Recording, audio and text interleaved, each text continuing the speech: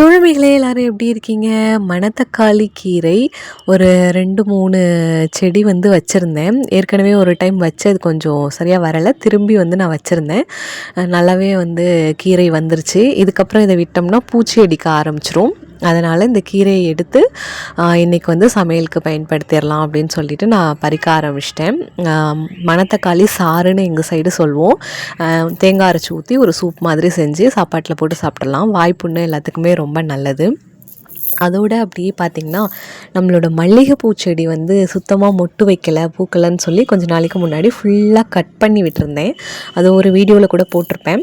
ஃபுல்லாக கட் பண்ணதுக்கப்புறம் இப்போ கொஞ்ச நாள் கழித்து பார்த்திங்கன்னா நல்லாவே தழைஞ்சி வந்து அதில் மொட்டு விட்டு பூவுமே பூக்க ஆரம்பிச்சிருச்சு. கட் பண்ணி விட்டப்போ கொஞ்சம் கவலையாக இருந்துச்சுன்னா ஃபுல்லாக கட் பண்ணிட்டோமே எப்படி வரப்போகுதுன்னு. ஆனால் பரவாயில்ல, கட் பண்ணி விட்டதுக்கு யூஸ்ஃபுல்லாக வந்துட்டு பூக்க ஆரம்பிச்சிருச்சு. அதே மாதிரி தான் செம்பருத்தியும் வந்து சுத்தமாக மொட்டு வராமல் வளர்ந்துக்கிட்டே வருது அப்படின்னு சொல்லி கட் பண்ணி விட்டுருந்தேன். அதுலேயுமே இப்போ பாருங்கள் எல்லா பக்கமும் மொட்டு வைக்க ஆரம்பிச்சிருச்சு. நான் கட் பண்ணது ஒரு பக்கம்தான், ஆனால் சுற்றி இருக்கிற பக்கவாட்டுக்களே எல்லாத்துலேயுமே இப்போ நிறையவே மொட்டு வர ஆரம்பிச்சிருச்சு.